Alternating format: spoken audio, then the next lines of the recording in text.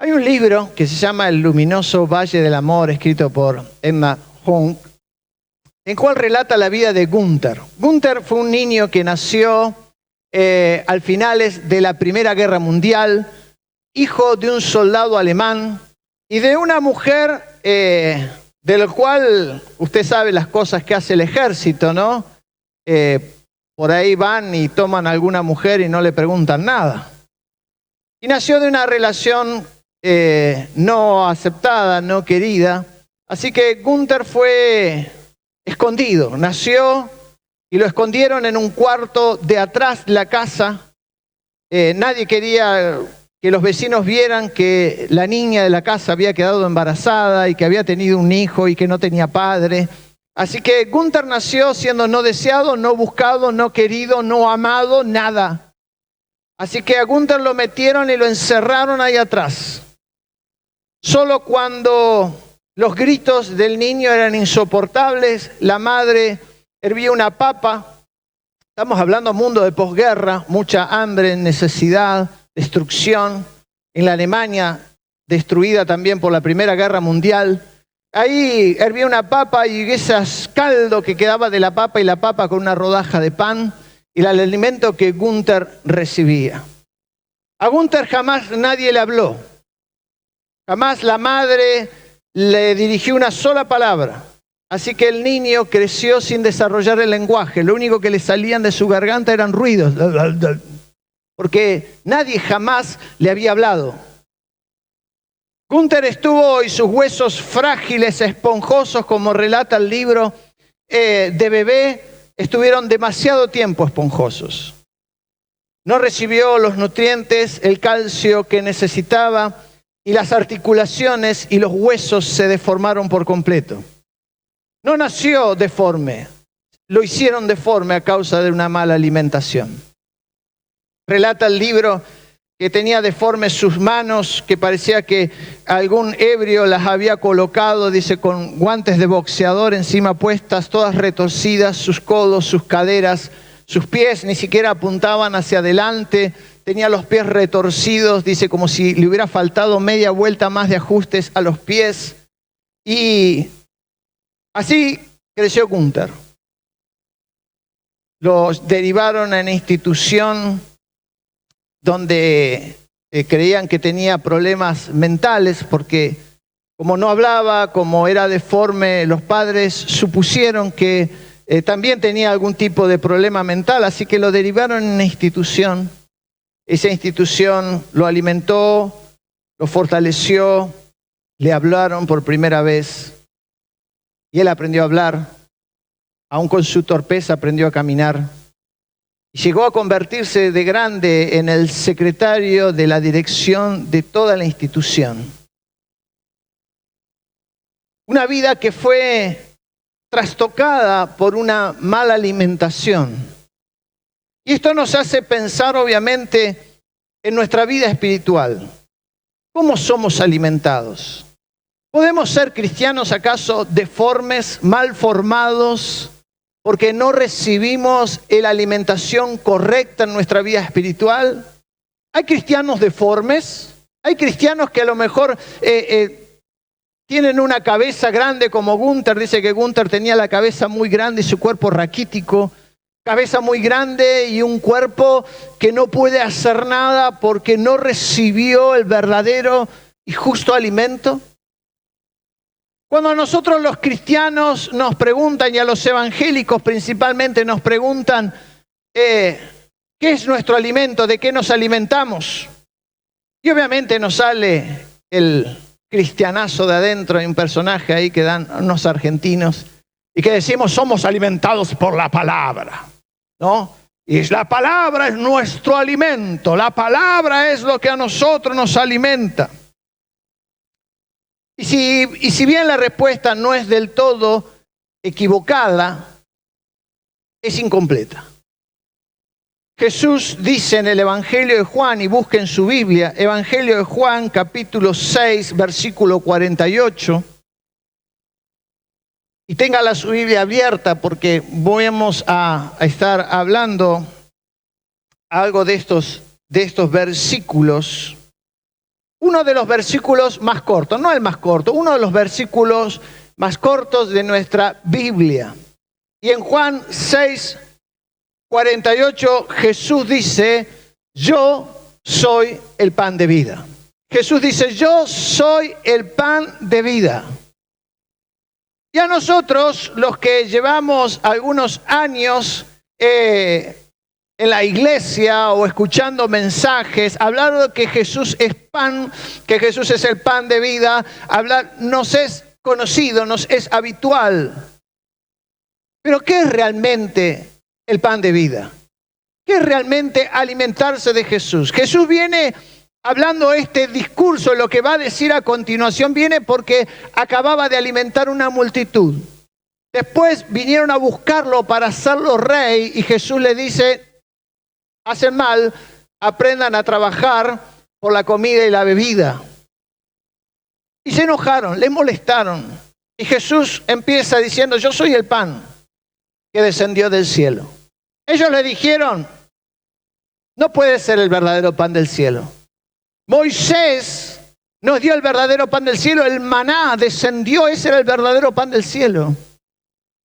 Y Jesús dijo, no, Moisés no les dio el verdadero pan del cielo, porque los que comieron el maná murieron, pero los que comen del pan que yo les doy tendrán vida.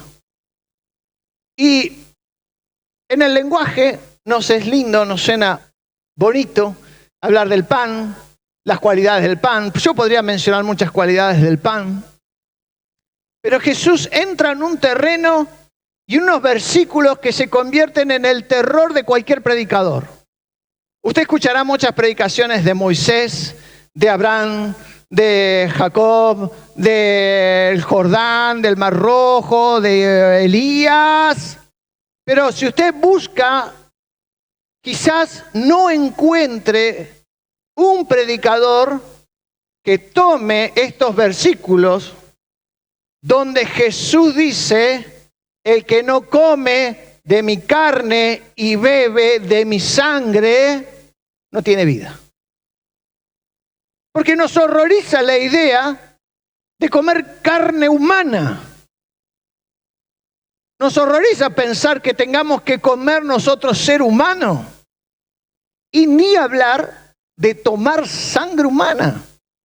Encima Hollywood ha hecho fortuna con la idea de la sangre. Desde Drácula en adelante, los zombies que toman sangre, todos los tipos malos, crueles, toman sangre. Entonces la idea de tomar sangre es decir, que me voy a convertir en un zombie, pastor. Los creyentes somos una especie de monstruos, toma sangre. ¿Qué quería decir Jesús?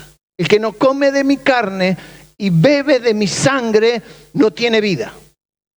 Así que voy a empezar a desarmar un poquito la idea para que podamos llegar al concepto que Jesús quería desarrollar. El primer concepto es que uno de los principios es somos lo que comemos. Ustedes somos lo que comemos. Si tenemos kilitos de más, no vinieron gratis, los compramos nosotros, nos lo pusimos nosotros.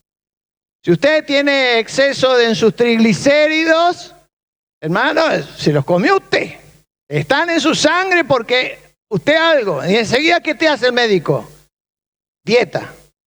Yo fui, el último examen, me dijeron, bueno, Claudio Zapata, muy bien, pero afloje con esto y me dio una dieta de cosas que tenía que dejar de comer. ¿No? Esto menos. Lo primero que me dieron fue dieta. ¿No? Haga esto. No porque estuviera con kilitos de más, sino porque los exámenes, había algunos numeritos ahí que no eran los que el médico quería. Entonces, lo primero que te dan es, bueno, deje esto, deje aquello, deje lo otro. ¿Por qué? Porque somos lo que comemos. Porque el cuerpo es una gigantesca fábrica química. Todo el tiempo lo que usted come, el cuerpo lo procesa. Si usted está aquí, respira, tiene calor, puede escucharme y verme, es porque su cuerpo está haciendo continuamente procesos químicos y eléctricos para que usted pueda estar aquí. ¿Y esos químicos de dónde los sacó? De la comida. No vienen de otra parte. Vienen de la comida. Entonces, volviendo al principio espiritual al que Jesús quiere hablarnos, es que Jesús no es matemática. ¿Cómo no es matemática? Ahora volvemos a la secundaria o a la primaria, como quiera. Una de las cosas que a nosotros en nuestra estructura evangélica nos hicieron es pensar que la fe es matemática. ¿Cómo que la fe es matemática? Esto es así. La matemática dice que 1 más 1, ¿cuánto es? 2. ¿Es correcto? 1 más 1 es 2. ¿Siempre va a ser 2? Sí.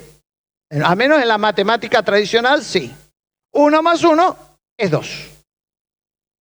Entonces a nosotros nos hicieron pensar que 1, yo, más Dios, soy vencedor. Yo más Jesús, voy al cielo. Yo más el Espíritu Santo, tengo dones. Yo más, y siempre somos uno más el otro. De hecho, en nuestras expresiones está, inclusive en los calcos que nos venden para poner en nuestros automóviles ahí, yo voy con Jesús. Nunca es, yo voy donde va Jesús. Jesús me sigue a mí. ¿No? Yo voy y Jesús viene conmigo. A donde yo me vaya, Dios viene conmigo. El negocio que yo emprenda, Dios está conmigo. Y nos hemos convertido en que nosotros somos esto, el sol, y Dios y Jesús rotan alrededor nuestro. Son nuestros planetas satélites que rotan alrededor de nosotros para que nosotros tengamos todo lo que necesitamos. Esto nos enseña en la matemática espiritual en la cual nos hemos convertido, hemos aceptado el Evangelio de esta manera. Venga a Jesús para que Jesús le dé. Le da paz, le da amor, le da un nuevo trabajo, le da un nuevo marido, no sé lo que usted quiera. Pero es 1 más 1. Ahora, las matemáticas tienen algo extraordinario. 1 más 1 es 2. ¿Y 2 dividido 2 cuánto es? 1. O sea que siempre se puede volver al valor original, a 1. O 2 menos 1 es 1. Siempre puedo volver al 1, al número inicial. Porque hay un cálculo inverso que me puede siempre permitir volver al valor original. Puedo deshacer cualquier fórmula y volver al valor original. Y esto le pasa al creyente inconstante. Todo el tiempo está restando a veces a Jesús de su vida. Ah, no, pero para esto Jesús no está. Ah, no, para las discusiones en el matrimonio soy yo menos Jesús. Ahora para esto soy menos Jesús, menos Dios en esto, menos, y siempre vuelvo a 1. Y esa es la fórmula del fracaso cristiano. Creer que la fe es matemática. Yo más Dios. Sin embargo, la vida cristiana no es matemática, es química. Es química. Yo tengo acá, voy a sacar de la bolsita, un pan. Huele rico encima a esta hora de la mañana. Acá partimos el pan y el pan está hecho de muchos elementos. Harina, que la harina salió del trigo, aceite, sal, agua, levadura y otros componentes que le agregan los panaderos para que sea más esponjoso o rinda más el pan. ¿Hay alguna forma de acá de volver a la harina a su estado original? ¿Hay algún proceso que yo pueda hacer de acá, de este pan, y volver a separar a todos los elementos? Que la harina, yo haga así y caiga la harina, salga la sal, salga la levadura, salga el aceite. No se puede. Porque en la química dice que cuando dos elementos se combinan, su estructura se modifica y forma un elemento diferente. Esta mañana di un ejemplo. Si yo tomo este papel y le prendo fuego, el papel se hace cenizas. Y las cenizas no pueden volver a ser papel nunca más. Por más abracadabra, pata de cabra, lo que yo quiera hacer, el papel se hizo junto con el fuego otro elemento. Esto es química. Cuando Jesús está hablando de pan, habla de química espiritual. En los versículos que sigue, yo no los voy a leer por una cuestión de tiempo, estamos acotados en nuestro tiempo. Jesús dice que el que come de mi carne y bebe de mi sangre permanece en mí, versículo 56, y yo en él.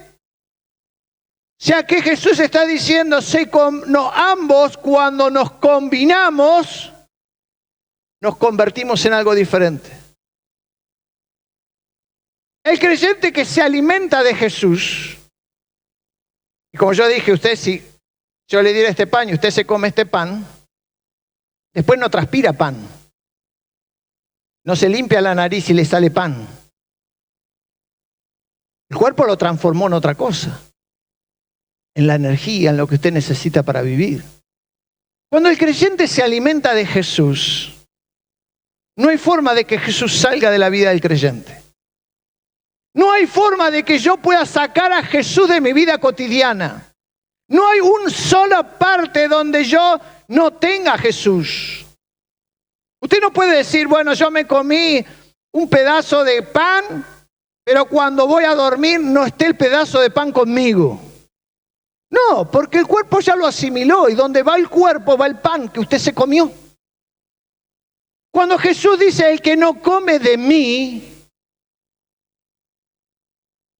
significa que con Jesús tengo una química diferente y me transformé en uno con Jesús.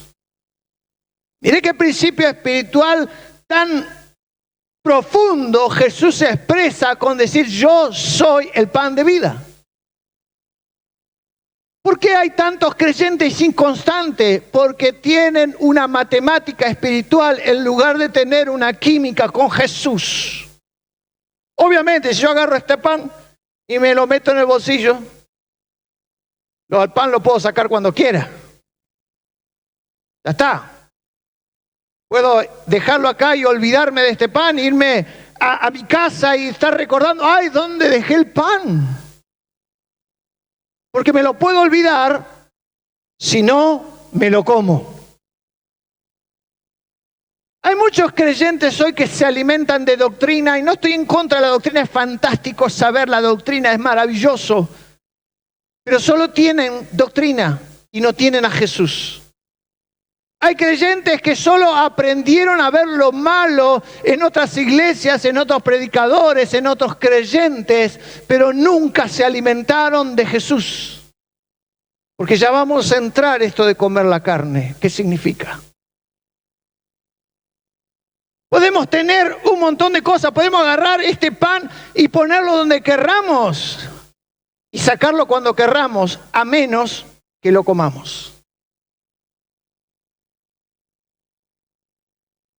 Jesús dice, el que no come de mí, y habla de algo profundo, come de mi carne. Quiero decirle que para que a nosotros nos suena aterrador la idea de comer carne, a excepción de los argentinos que le encanta el asado, ¿no? Carne a la parrilla de vaca es otra cosa. Para los oyentes, estaban acostumbrados a la idea de comer sacrificios. El sistema de sacrificios que tenían los judíos era un sistema muy complejo. Había sacrificios por el pecado, sacrificios por la culpa, sacrificio para la purificación, sacrificio del holocausto, el sacrificio por la paz, el sacrificio de expiación, un montón de sacrificios. Estaban acostumbrados a que hubiera un montón de sacrificios. Y a excepción del holocausto, donde era todo quemado, el resto de los sacrificios se podía comer. Y había un sacrificio en particular donde se quemaba una pequeña parte y el resto se compartía, que era el sacrificio de paz, el holocausto de paz. La Biblia dice, no ofreceré sacrificios de paz. Cuando el salmista está hablando de esta cosa, está hablando de este sacrificio, que era un sacrificio donde el que ofrecía decía, yo tengo paz con Dios y con mi hermano. Y podía comer. Y de esa manera, al comer el sacrificio, se hacía parte del sacrificio de su vida. Entonces, cuando Jesús dice, el que no come de mi carne, está hablando del que no come de mi sacrificio. El que no come de lo que yo hice en la cruz. El que no come lo que significa la cruz en su vida cotidiana. Nosotros hemos simplificado la idea del pan y del vino, y me voy a usar una palabra, hasta un ritual que se suele hacer de la Santa Cena. Un ritual, tomamos pan, leemos lo que Pablo dice, bla, bla, bla, y cada cual lo hace y lo toma y ni siquiera sabe a veces por qué. Pero lo que Jesús nos enseña en la última cena es hacer parte de su sacrificio. Este es mi cuerpo que por vosotros es entregado o partido, dice Pablo, y los evangelios dice, por vosotros es dado, es entregado. Comer a Jesús significa ser parte del sacrificio de Jesús. Nos habla de amor, porque de tal manera amó Dios al mundo que entregó a su Hijo. Jesús habla del sacrificio, nos habla de amor. El creyente que dice tener a Jesús y no tiene amor, no se alimenta de Jesús.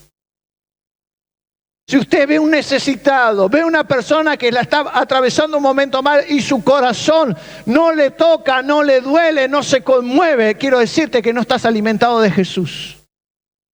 Porque donde hay Jesús hay amor, hay misericordia, hay entrega, hay renuncia.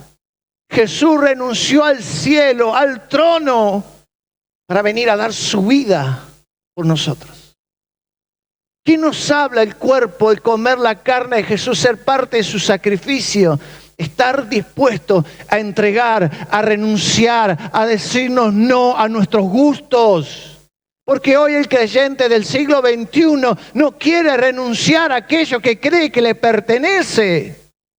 No, yo a la iglesia a sufrir frío no voy. A la iglesia calor, si no hay, tienen aire, no tienen calefacción, si no tienen una pantalla, si no hay un buen sonido, si no hay esto, no voy. El creyente que piensa de esta manera se ha olvidado de comer del pan de vida que es Jesús. No comió la carne del sacrificio, de la entrega, de la renuncia. Los propios creyentes que se comprometen para hacer algo y después no cumplen. ¿Por qué? Porque surgió otra cosa que era más cómoda para hacer que cumplir con un acto de servicio. Comer de Jesús es ser parte, es entender lo que Jesús vino a hacer en la cruz. Y la cruz me habla de amor, la cruz me habla de renuncia, la cruz me habla de sacrificio, de entrega, de sufrimiento. Hoy los creyentes no quieren sufrir. No quieren sufrir, solo quieren bendición, solo quieren estar bien, solo quieren recibir, pero no quieren estar dispuestos a pagar un precio para que el reino de los cielos siga extendiéndose sobre la faz de la tierra. Discuten las ofrendas, si hay que dar, si no hay que dar, si damos el diezmo, si no damos el diezmo. Y no es la teología del diezmo o no diezmo. Lo que habla muchas veces es el egoísmo que se esconde en el corazón. No estoy dispuesto a que el reino de los cielos se extienda. Porque no es solo darle una ofrenda. Es que tampoco doy la ofrenda, no doy el tiempo, no doy mi mente, no doy mi corazón, no le hablo otro de Jesús. No comparto ni siquiera un estado donde hable de que Dios es amor. Hay que comerlo. A Jesús. Él es el pan de vida. La sangre. La sangre que nos dice, esta es mi sangre que limpia todo pecado. Jesús no está en el cielo, cruzado de brazos, esperando que llegue el apocalipsis para subirse a un caballo blanco a conquistar el mundo. Jesús está en el cielo intercediendo por nosotros como abogado. Su sangre está limpiándonos de todo pecado todo el tiempo. En Jesús hay perdón. La sangre de Cristo me habla de perdón. Ahora hay creyentes que no entienden el perdón. ¿Por qué? Porque no beben la sangre del perdón de Jesús. Porque beben su propia ira, beben su propio egoísmo, beben su propio odio. Entonces, como beben odio, como beben ira, como beben enojo, no entienden el perdón. El que toma de mi sangre, el que está dispuesto a perdonar, porque la sangre de Cristo nos limpia y nos perdona de todo pecado, es el que tiene vida. El creyente que aprende a perdonar. Aún aquel que no te pidió perdón jamás y quizás jamás se va a arrepentir de lo que hizo, pero te perdona. Nosotros perdonamos. El que bebe de Jesús perdona y restaura. Jesús, cuando nosotros fuimos a Jesús y le dijimos, Jesús, perdona mis pecados, perdóname porque yo vivía una vida alejada de ti. Jesús nos dijo, te perdono, pero no vuelvas más. No vino Jesús a decirnos, te perdono, pero jamás vuelvas a hablarme. Jesús nos dijo, te perdono, pero en mi casa no aparezcas más. Pero sí lo hacemos nosotros. Cuando otra dice, está bien, ven, me equivoqué, te hice mal, está bien, yo te perdono, pero no quiero que vuelvas más a casa, no quiero que hables más conmigo, no te quiero más en mis redes sociales. No bebiste la sangre de Jesús, porque la sangre de Jesús es perdón y restauración.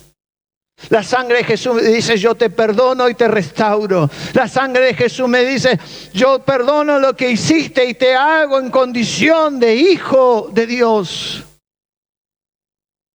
Comer la carne de Cristo es entender el sacrificio y beber la sangre es entender lo que el perdón produce en la vida del creyente. El cristianismo se tiene que basar siempre en el perdón, en la renuncia, en la entrega y en el amor. ¿Por qué? Versículo 54, el que come mi carne y vive mi sangre tiene vida eterna y yo le resucitaré en el día postrero. Hay una mejor vida que la que tenemos en esta tierra. Hay un plan que Dios tiene, no con este cuerpo que quiere pecar, este cuerpo que quiere hacer lo malo, sino que Dios tiene un propósito con un cuerpo conforme al de Jesús, primogénito de los que resucitaron. Hermanos, concluyo en esta mañana con este tema. Te invito que no tomes a Jesús y lo metas en un bolsillo. No tomes a Jesús y lo lleves y lo pongas sobre una alacena de tu casa, sobre una parte de tu vida. Come de Jesús. Hacelo parte de tu cuerpo. Hacelo parte de tu respiración, de tu vida cotidiana. Que Jesús te esté contigo cuando te levantas, cuando andas y cuando duermes. Sea Jesús parte de tu propia vida. Él es el pan de vida, verdadero alimento del cielo. Amén. Póngase de pie. Señor, cuán extraordinario es poder meditar en tu palabra. Señor, lo que vemos en este texto es apenas una décima, ínfima, milésima parte de los misterios que tú dijiste en esta tierra y que están escritas y que aún no se nos quedan veladas, Señor, frente a nuestros ojos. Pero con lo que, Señor, sabemos, nos alcanza para darnos cuenta que si no nos alimentamos de ti, no tenemos vida. Que sin ti, Señor, podemos tener una cabeza enorme, pero estamos, Señor, todavía muertos. Señor, a veces hemos menguado nuestro alimento espiritual. Lo hemos hecho en forma salteada, intermitente. Por eso, Señor, estamos debilitados. Porque no hemos comido del pan de vida todos los días. Señor, ayúdanos a comprender, ayúdanos a entender que, Señor, el Evangelio no es solo doctrina, es vida, es práctica. Es estar, Señor, haciendo lo que tú quieres, Señor, no solo para nosotros, sino en otros también. Que nuestra vida sea una vida de servicio, de entrega, aún de sacrificio, como la que tú, Señor, tuviste en esta tierra para ir a la cruz a morir por nuestros pecados. Señor, que el perdón sea una parte fundamental de nuestra vida. Que, Señor, que el perdonar se convierta en algo normal y cotidiano en nosotros. Entendemos, Señor, que no es fácil perdonar. Lo entendemos. Señor, nuestra mente sabe y nuestros sentimientos a veces chocan contra el perdón. Pero, Señor, tú también, Señor, aún antes de ir a la cruz, tuviste tus luchas. Y dijiste, si fuera por mí, pasa esta copa. Nosotros también quisiéramos a veces no perdonar a algunos y decir, Señor, pasa esta copa. Pero queremos hacer tu voluntad. Y tu voluntad es que, Señor, perdonemos, amemos y nos entreguemos, Señor, como tú lo hiciste en el sacrificio de la cruz. En el nombre de Jesús. Amén y amén.